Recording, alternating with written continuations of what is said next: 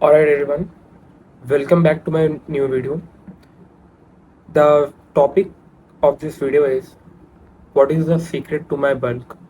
आप जो ये फिजिक देख रहे हो, इस फिजिक को मैं 18-19 की एज में कैसे हासिल कर लिया, उसका सीक्रेट मैं आपको बताने वाला हूँ. तो द बेस्ट या सीक्रेट टू माई बल्क आप बोल सकते हो is not bulking. Yes, the secret to my bulk is not bulking. The secret to my bulk is progressing in the gym. Simple way में बोल ले तो अगर आप बल्क कर रहे हो तो उसमें आप कैलोरीज एक्स्ट्रा खाते हो. तो अगर आप अपना पूरा लाइफ देखोगे तो आप अपना पूरा लाइफ बल्क करते आए हो, बट क्या आपका मसल हुआ?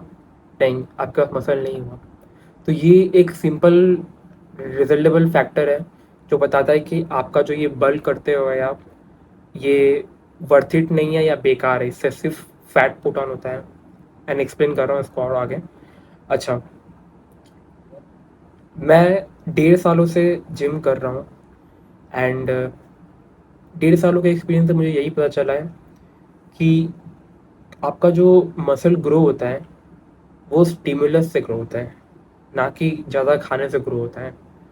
तो ये जो स्टिमुलस है कैसे मिलता है मसल को? ये स्टिमुलस प्रोग्रेसिव ओवरलोड करने से मिलता है आपके मसल को. सिंपल वे में बताए तो क्या आप अपने लाइफ में एक ही पोजीशन पे रहते हो? क्या आप अपने लाइफ में नीचे ही रहते हो, कभी ऊपर जाने की कोशिश नहीं करते हो, मतलब प्रोग्रेस करने की कोशिश नहीं करते हो? आप करते हो. अगर आपने इस वीडियो में क्लिक किया है तो आप कोशिश कर रहे हो मसल बिल्ड करने का. एंड मसल बिल्ड करना एक प्रोग्रेशन है, आपका लाइफ का प्रोग्रेशन है, आपका बॉडी का एक प्रोग्रेशन है. आप एस्थेटिक बनोगे, आपका कॉन्फिडेंट आएगा, आपका बॉडी ह्यूज लगेगा. एंड इससे आपको कॉन्फिडेंस मिलेगा, यही सब चीज़.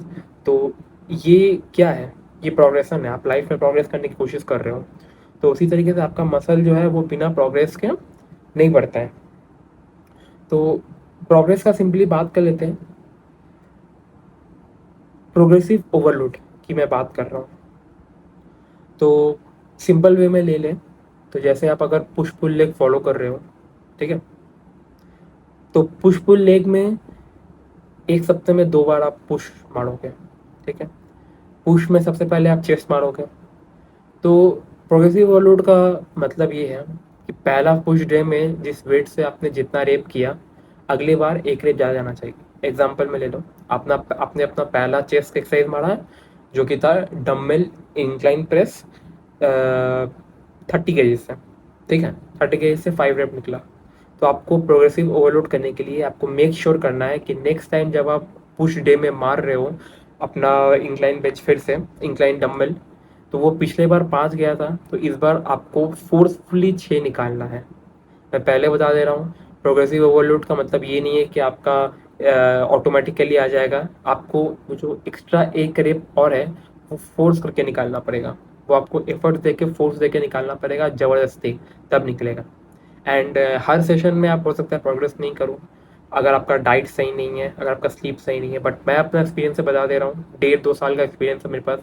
एंड सिर्फ इतने कम टाइम में मैंने इतना अच्छा बॉडी बना लिया क्योंकि मेरे एक्सपेरिमेंटेशन की वजह से. और मैं बता दे रहा हूँ, अगर आपका स्लीप सही है, आपका अगर हाई प्रोटीन डाइट है, आपका प्रोग्रेसिव ओवरलोड होगा ही होगा.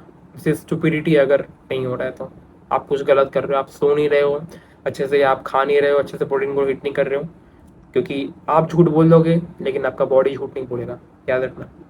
एंड उसी के साथ मैं आपको बताना चाहता हूँ कि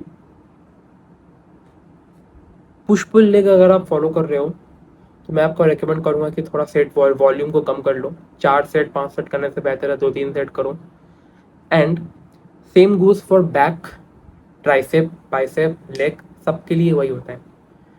पिछले वाले सेशन में आपने अगर बैक के लिए 10 पुलअप मारा तो इस बार कोशिश करो 11 मारने का. अगर आप वेटेड पुलअप मारते हो 5 kg लगा के, 7 रेप निकालते हो, तो कोशिश करो नेक्स्ट टाइम आप 7 की जगह 8 रेप निकाल पाओ उस 5 kg पुलअप से. तो ये सब प्रोग्रेशन करना है आपको. एंड और एक पॉइंट है इस एक्सपेक्ट का कि आप बोलोगे कि भैया तो फिर बल्क करना बेकार है. तो बल्क करना बेकार है तो हम क्या करें? हम कम खाएँ, क्या सिर्फ प्रोटीन खाएँ, मेंटेनेंस पे खाएँ? तो इसका सिंपल रीज़न है, सिंपल आंसर है, मेंटेनेंस पे खाओ। एंड अगर आपको ज़्यादा मेंटेनेंस पे खाने में दिक्कत हो रहा है, कम खाने का मन है, आपका एपेटाइट कम है, कोई दिक्कत नहीं है, और बेहतर है, कम खाओ। कम खाओ, बट मेक श्योर करो कि आपका जो प्रोटीन गोल है वो हिट हो रहा है डेली बेसिस पे। आपका अगर 134 140 ग्राम प्रोटीन गोल हिट करना है, तो आप मेक श्योर कर रहे हो कि वो आपका हिट हो रहा है, ठीक है।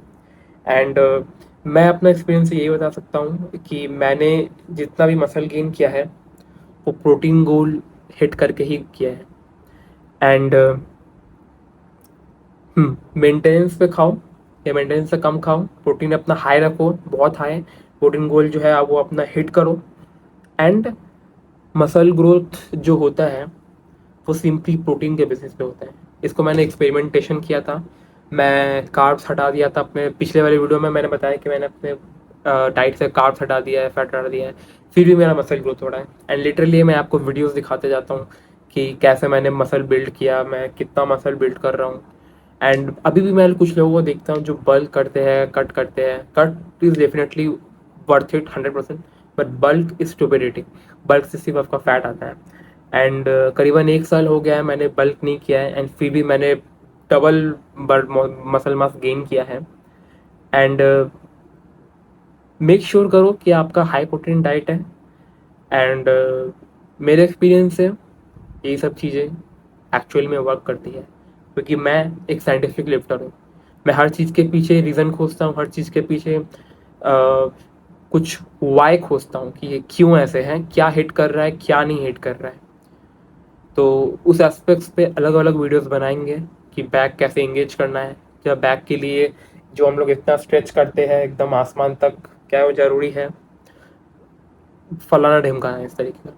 तो मिलता हूँ नेक्स्ट वीडियो में। आपका अगर कुछ प्रॉब्लम है मसल बिल्ड के रिलेटेड तो कमेंट में करो, उस टॉपिक के ऊपर मैं वीडियो बना दूंगा एक दिन में।